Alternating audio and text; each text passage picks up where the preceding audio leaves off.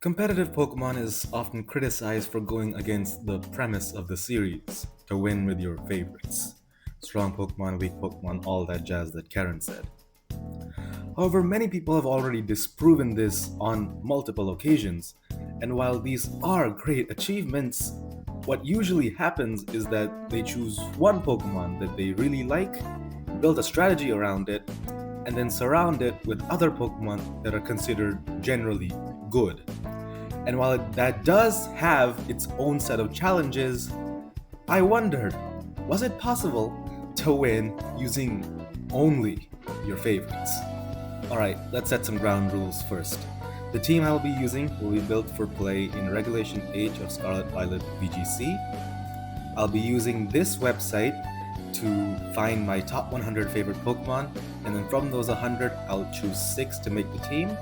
Whichever Pokemon ranks number 1 out of 100, i.e., my favorite of all of them, gets a guaranteed slot on the list, and if there are multiple Pokemon that occupy the same role, I will choose based on who ranks higher on the list. Alright, now let's actually get into the team. Starting with number 1 out of 100, my favorite Pokemon of all of them, Kommo-o. As someone who grew up as a hashtag dinosaur kid and a fan of just combat related things in general, of course I'm going to like the Pokemon that is a boxing Velociraptor. And Kommo-o is actually a pretty good Pokemon on its own right. It can run multiple sets, and the lower power level of Reg H can actually let it shine. Totally not the reason why I went with Reg H, by the way.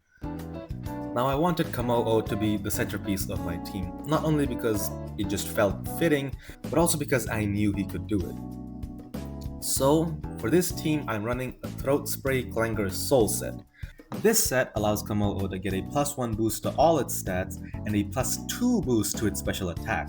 I finished the moveset off with Clangling Scales as my main damage dealing option, Flash Cannon to hit the fairy types that trouble Kommo-o, and Protect because it's Protect. As for Kommo-o's ability, I went with Soundproof to block Parting Shot from Incineroar and to give me the edge in the Kommo-o mirror. I gave it just enough speed to outspeed unboosted max speed Sneasler at +1, one of the top, if not the top Pokemon in the meta, maxed out its special attack and put the rest of the stats into bulk. And as for the Terra type, I went with Steel to help against Fairy and Ice types. Next, I needed Pokemon to support Kommo-o. Remember how I trained it specifically to outspeed unboosted max speed Sneasler? Because Arceus knows that Pokemon was a mistake. Well, that doesn't really work in the face of unburdened Sneasler. Unless we're in Tailwind. That's where the next member comes in. Number 6 out of 100, Noivern. What can I say? It's a cool dragon. Noivern actually has some really good traits for Reg H. It naturally outspeeds Sneasler, and can threaten a KO with Flying Stab. Taunt improves my Trick Room matchup, and with the help of the Focus Sash item, I can focus entirely on its speed and offense, meaning Stab Draco Meteor can hit pretty hard. As for the Terra type, I went with Dark in order to stop Prankster Mons, specifically Prankster Taunt. Another easy way to support a powerful carry is through redirection, and for this role, I went with number 16 out of 100, Volcarona. Bug is my favorite type, and Volcarona is one of the greatest bug types ever made. The combination of Rage Powder, Will-O-Wisp, and Flame Body makes it really annoying for the opponent. Fiery Dance allows it to put out consistent damage, and Protect is Protect. I gave it the Safety Goggles item because my team needs help against Amoonguss. I trained it mainly in its bulk, however I did give it just enough speed to outspeed unboosted Dindozo a majority of the time. As for the Terra type, I went with Water because that's just a good defensive Terra for Volcarona.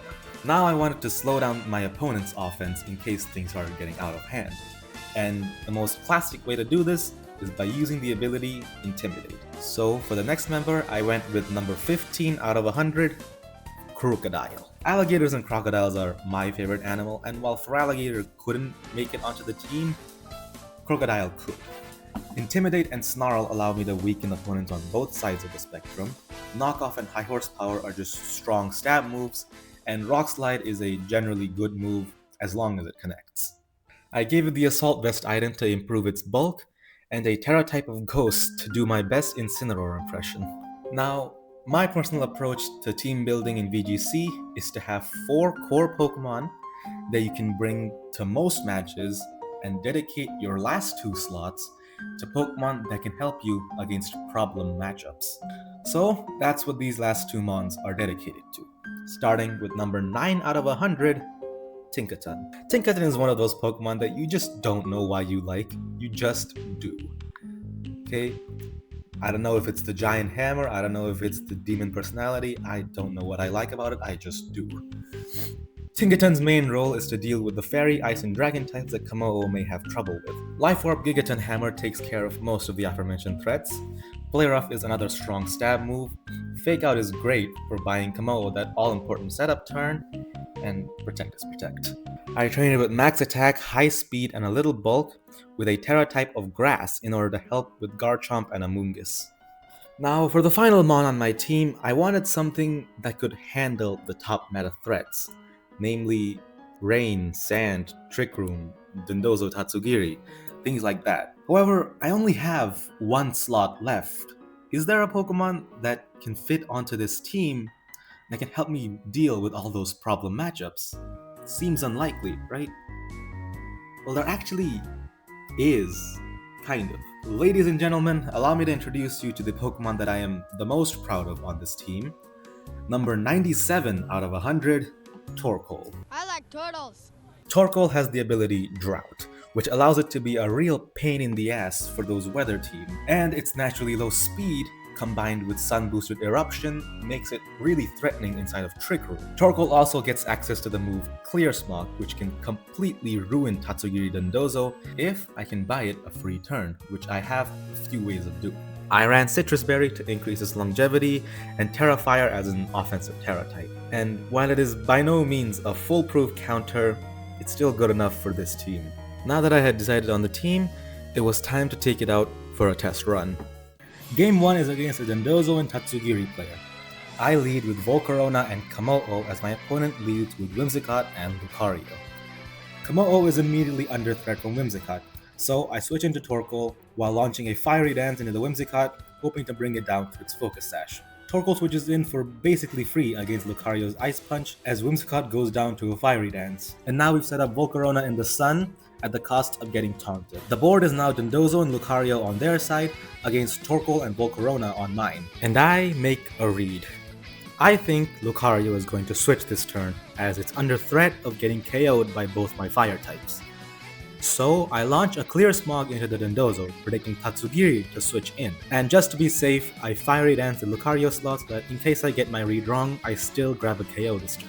The turn plays out, and Lucario decides to stay in, chipping my Volcarona before going down to a Fiery Dance, and Dondozo's Wave Crash does less than half to Torkoal as Tatsugiri switches in. Now I need to get Clear Smog fast. But the problem is, a +2 Wave Crash likely KOs Torkoal from this range. And because of the taunt that Whimsicott fired off, I can't redirect it with Rage Powder, so I need to reposition.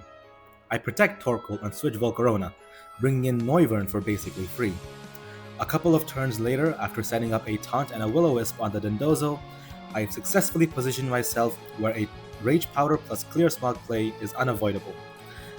And as Dondozo is forced to take out Volcarona, Torkoal is able to reset all of its stats, and my opponent doesn't have enough power left to win the 3 vs 2, and they forfeit, winning me the game 3 Pokemon to 2. Thank goodness as well, because it would have been embarrassing if he lost to Cynthia Armpit Liquor. Game 2 is up against a pretty scary looking Sneasler team, and the match starts off rough as I lead the wrong Pokemon. You see, I wanted to lead Volcarona and Noivern as it gave me offensive answers to a lot of their team, while also giving me the chance to set up Tailwind. But I end up spending too much time on the pre-match screen and accidentally led with Kamao and Noivern instead. However, it's not the end of the world, as my opponent leads with Dondozo and King Gambit, so neither of my Pokemon are under an immediate threat. At least that's what I think. I play it safe the first turn with Protect and Tailwind to get the speed advantage, as King Gambit also protects, and Dondozo reveals Fissure. Things just got a lot dicier. Now I have to be worried about the random 30% chance that any of my mons not named Noivern will randomly explode. I decide to bet on my luck and switch out Kamao into Volcarona as I hope for an air/flinch on the Dawn. I don't get it, but they thankfully miss Fissure, and King Gambit switches into Dragonite. Next turn I get a little greedy and launch a Will-O-Wisp into Dawn. It works, but Dondozo lands a fissure, deleting my Volcarona as Dragonite blocks Draco Meteor. A bit of switching and terrestrializing later, the board becomes Incineroar and Dondozo on their side, with Komodo and Noivern on mine. Feeling lucky, I take the opportunity to set up a Clangorous Soul while fishing for an Air Slash flinch. I get it, and now Komodo is ready to roll as Dragonite replaces Incineroar. Next turn, Flash Cannon disposes of the now Fairy-type Dragonite as Noivern drops a Draco on Dondozo, who misses another fissure. And with that, my opponent no longer has the tools required to take down Komodo, and I win 3 Pokemon to 1. Game 3 is a Komodo mirror match. The opponent starts off with Komodo and Sneasler against my Volcarona and Noivern lead. I decide to play it safe, launching a Will-O-Wisp off on Sneasler as I switch in Tinkaton. My opponent terrestrializes Komodo to fire and sets up a Clangorous Soul as their Sneasler wastes Fake Out. I protect Tinkaton from an incoming Flamethrower with the help of Terra Water Rage Powder and remove Sneasler with a Gigaton Hammer. But the Komodo is still a threat. Rillaboom switches in as we stall for a few turns to get Grassy Terrain healing, as my opponent evens the score by taking care of Volcarona. At the end of our little dance, the board becomes Magmar and Komodo on their side versus Komodo and Noivern on mine. I try to play it safe by going for a Tailwind and Clangor's Soul, as Soundproof and Focus Sash would stop the opposing Komodo from taking KO this turn. However, my opponent predicts me and sets up another Clangor's Soul. At this point, I'm pretty scared. However, since Tailwind is up, I know my Komodo most likely has the speed advantage. My opponent stalls out Tailwind for a bit, bringing in Rillaboom again, and on the last turn of Tailwind, I get desperate and fire off a Clanging Scales, completely forgetting that my opponent is also running Soundproof. And this wasn't even a guess, like, oh, maybe he's running Overcoat or something. No, we both agreed to open team sheets. I am the only one there is to blame for this blunder. And while I try my best and make the match last a couple more turns, in the end, I end up losing the match 0 Pokemon to 2. The lesson to learn from that game is read the damn team sheet. The final game is versus a Salamence-centered team. The opponent leads with Yanma and Salamence against my Volcarona and Noivern. On turn 1, we trade status conditions as Salamence gets burnt and Volcarona gets put to sleep. Noivern sets up Tailwind and the opponent Dragon Dances. However, thanks to the burn and Tailwind, it's still manageable. I bring in Tinkaton, who takes a concerning amount of damage from Terra Water Terra Blast while trying to KO the Yanma. A few turns of back and forth later, I'm able to trade Tinkaton in exchange for Salamence and half of Blood Moon Ursaluna's health. Sinistcha and Komodo hit the field, and after carefully dancing around Life Orb Blood Moon and waiting for Volcarona to wake up, I'm able to set up with Komodo and sweep, winning 3 Pokemon to 0. Alright, so that's that. As for my closing thoughts, I'd like to say that the team actually did a lot better than I thought. It definitely has the tools to beat basically every team out there, which I'd say is a pretty big success. And yeah, it does have some pretty major weaknesses, namely powder moves. So things like Amoonguss and Chlorophyll Jumpluff can be a real pain to deal with. But other than that, I'd say the team is pretty good. Overall, the weakest link actually ended up being Crocodile, because I just was not bringing it to matches. So if I was going to rebuild the team, I'd definitely rework Crocodile a little bit. And also in hindsight, I should have probably ran Overcoat on Komodo instead of Soundproof to help with those powder moves. But hey, you live and learn, okay? If you do this another time, I'll make those adjustments then. And yeah, let me know if you think this challenge was successful. Let me know how you would improve the team. If you would replace any of the Pokemon based on the top 100 that I have on screen right now. Don't say you're replacing Crocodile with Incineroar, because they're like 50 places apart. Okay, the rules mandate I choose Crocodile. And yeah, that's all I have for now. So, I'll see you all next time. Bye.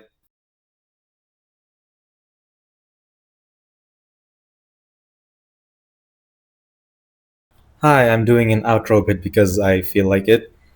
So, how you like the video? Are you all like interested in competitive Pokemon stuff? Because like I'm gonna make more competitive Pokemon content because that's what I find fun. But if you guys like it as well, then I might make extras. Also, I'm doing this outro bit because I wanted to thank one person in particular, and that was the random person that left a comment on my last video Thank you. You are the only reason this video is coming out today. This is the biggest video I've ever made, right? So initially, the editing task daunted me. I was a little scared. I was trying to procrastinate it, but after seeing the comment, it put it motivated me to finish it up in a few days. So yeah, thank you. You're the only reason this video is coming out on time. But yeah, the next video is gonna definitely be the Lucy vid. She comes out next week. So we'll see you that time.